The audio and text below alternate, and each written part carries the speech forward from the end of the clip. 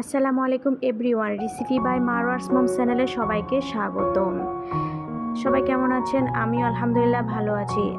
আজকে আপনাদের মাঝে ইউনিকভাবে একটি ভর্তা রেসিপি নিয়ে আসছি, যা খেলে আপনাদের মুখে স্বাদ লেগে থাকবে।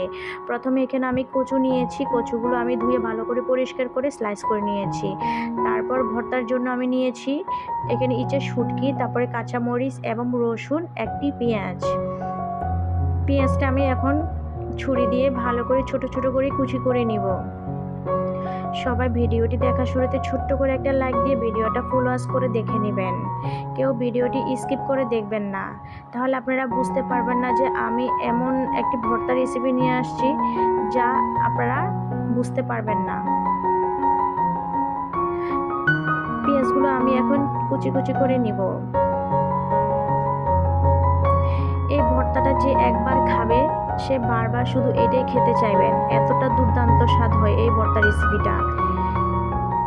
বাঙালিরা তো সবাই ভর্তা খেতে পছন্দ করেন, তবে এই ভর্তাটা হবে সবার সেরা ভর্তা।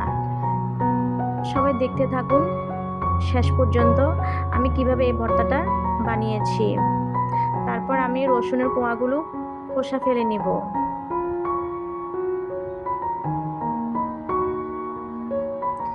গরম গরম ভাতের সাথে যদি এমন ভর্তা থাকে, এই ভর্তার ঘ্রাণে আপনার ইচ্ছে করবে সমস্ত ভাত শুধু এই ভর্তা দিয়ে খেয়ে ফেলি, আর মাছ মাংস কিছুই লাগবে না। আর পরিবারে যদি এমন ভর্তা খাওয়ান, সবাই আপনার খুবই প্রশংসা করবেন। তারপরে আমি কাঁচামরিচগুলো কুচি কুচি করে নিব।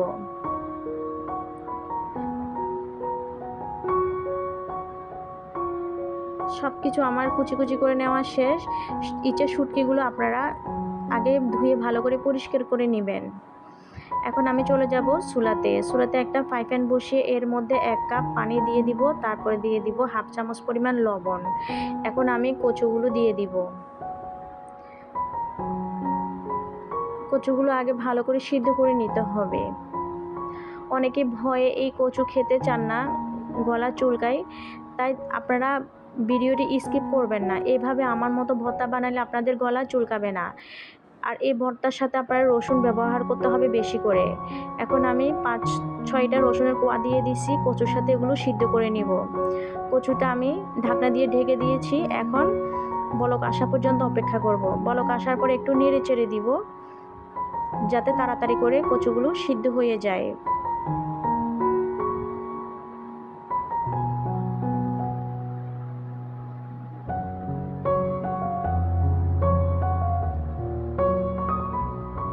আবার একটু ঢাকনা দিয়ে ঢেকে দিব।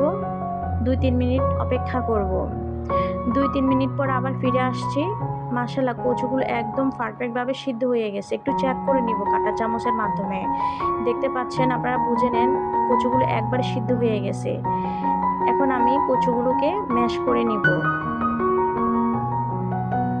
একদম নরম হয়ে গেছে এই কচুগুলো। অনেক সময় কচু সিদ্ধ হতে চায় না, তবে এভাবে আপনারা যদি সিদ্ধ করেন তাড়াতাড়ি সিদ্ধ হয়ে যাবে।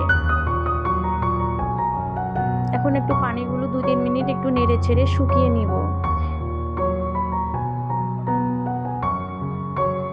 যারা এখনো এভাবে আমার মতো করে ভর্তা খান নাই, আপনারা বাসায় একবার এভাবে ভর্তা বানাবেন, দেখবেন খেয়ে বারবার ইচ্ছে করবে শুধু এই ভর্তাটা বানিয়ে খায়।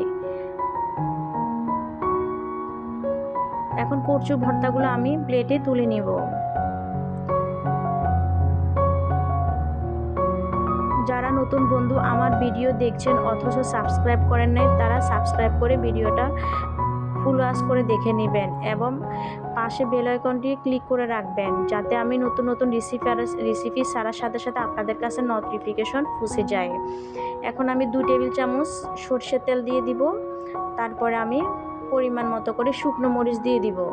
এই মরিচগুলো আমার ঝাল কম, আমি সেজন্য একটু বেশি করে দিয়েছি। আপনারা আপনাদের ঝালের অনুমান করে একটু অ্যাড করবেন, কারণ অনেক সময় বাচ্চারাও ভর্তা খায়, ঝাল হলে এরা ভর্তা খেতে পারবে না। মরিচগুলো আমি ভেজে নিয়ে এখন প্লেটে তুলে নিব। তারপরে এর মধ্যে এখন আমি দিয়ে দিব পেঁয়াজ কুচি, রসুনের কোয়া আর ইচে শুটকিগুলো। ইচা শুটকিগুলো আপনারা প্রথম ধুয়ে ভালো করে পরিষ্কার করে নেবেন, তারপরে একটু রোদে শুকিয়ে নেবেন। আমি সবসময় আমার বাসায় শুটকি আনালে আমি ধুয়ে আগে রোদে ভালো করে শুকিয়ে নিই, তারপরে আমি এগুলো ব্যবহার করি। কারণ এই শুটকিগুলো বাজারে মেডিসিন দিয়ে রাখেন, তাই এতে অনেক জীবাণু থাকে। আপনারা অবশ্যই গরম পানি দিয়ে শুটকিগুলো ভালো করে ধুয়ে নেবেন।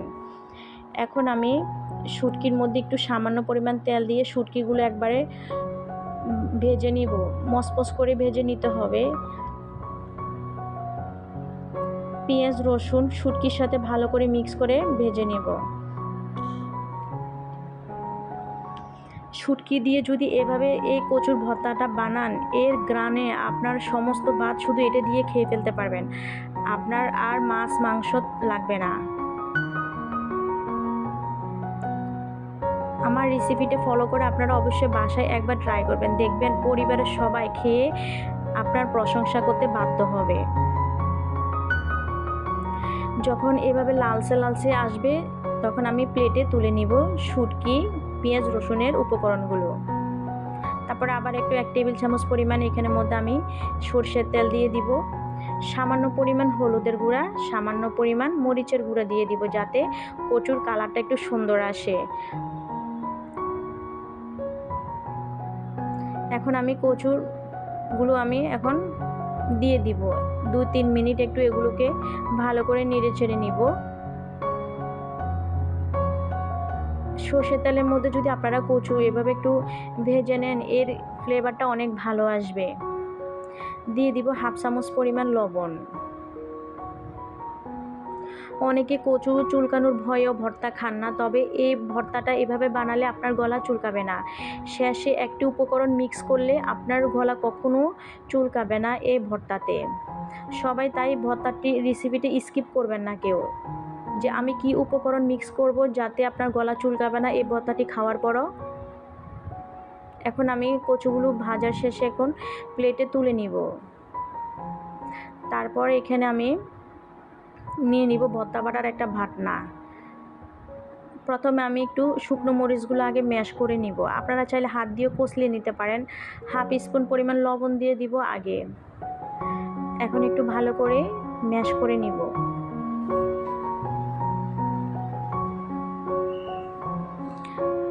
যারা ভিডিও দেখতে দেখতে লাইক দিতে ভুলে গেছেন, প্লিজ লাইক দিয়ে ভিডিওটা ফুল ওয়াচ করে দেখে নেবেন। আর আমার রেসিপিগুলো যদি আপনাদের অতিরিক্ত ভালো লেগে থাকে, ফ্রেন্ড সার্কেল, বন্ধুবান্ধব এবং আত্মীয় স্বজনের সাথে শেয়ার করে দিবেন। তারপরে আমি মরিচগুলো ম্যাশ করার শেষে প্লেটে নিয়ে এখন আমি এখানের মধ্যে আপনার ইচা শুটকি, রসুন এবং পেঁয়াজগুলো একটু হালকাভাবে ম্যাশ করে নিব। বেশি অতিরিক্ত ম্যাশ করবেন না, যখন খাওয়ার সময় আপনার মুখে ইচা শুটকিটা লাগবে তখন এর ফ্লেভারে এত মনটা একবারে ভরে যাবে। হালকাভাবে এগুলো একটু ম্যাশ করে নিয়েছি, তারপরে কচুর ভর্তার সাথে এখন সব উপকরণ একসাথে মিক্স করে নিব। নেওয়ার পরে এখন আমি হাত দিয়ে এগুলোকে ভালো করে মিক্স করে নিব। বিশ্বাস করবেন না, এই ভর্তা রেসিপিটা এত মজা হয়, এত লোভনীয় হয়, না খেলে আপনারা বিশ্বাসই করবেন না। দিয়ে দিব কাঁচামরিচ কুচি আর দিয়ে দিব অল্প পরিমাণ পেঁয়াজ কুচি। সবশেষে আপনারা একটু এভাবে কাঁচা পেঁয়াজ দিতে চেষ্টা করবেন। তারপর দিয়ে দিব ধনিয়া পাতা কুচি। এখন আবার ভালো করে এগুলোকে হাত দিয়ে ভালো করে মেখে নেব। দিয়ে দিব 1 চামচ পরিমাণ সরষের তেল। ভর্তার মধ্যে তো সরষের তেল না দিলে ভর্তাই খাওয়া হয় না, তাই সরষের তেল দিয়ে অবশ্য ভর্তা বানাতে হবে। সবশেষে আমি এখানে একটা উপকরণ মিক্স করে নিব, যা খেলে আপনাদের গলা চুলকাবে না এই ভর্তাটি খাওয়ার পরও। এখন সামান্য পরিমাণ লেবুর রস মিক্স করে নিব। আপনারা অবশ্যই এই লেবুর রসটা এখানে মিক্স করতে হবে। সবশেষে আমি ভর্তাগুলো এখন প্লেটে তুলে নিব। আমার রেসিপিগুলো যদি আপনাদের অতিরিক্ত ভালো লেগে থাকে শেয়ার করে দিবেন বন্ধুরা। আর এই ভর্তাটি আপনারা বাসায় একবার বানিয়ে খাবেন, কেমন হয় অবশ্যই আমাকে কমেন্ট বক্সে মন্তব্য রেখে যাবেন। সবশেষে আমি দিয়ে দিব উপরে একটু সরষের তেল আর একটা কাঁচামরিচ। গরম গরম ভাতের সাথে এরকম ভর্তা থাকলে আর কিছুই লাগবে না। সবাই ভালো থাকবেন, সুস্থ থাকবেন। আমার বয়সে যদি কোনো ভুল ত্রুটি হয়ে থাকে ক্ষমা দৃষ্টিতে দেখবেন। আজকের জন্য এখানে বিদায় নিলাম। আল্লাহ হাফেজ। আসসালামু আলাইকুম।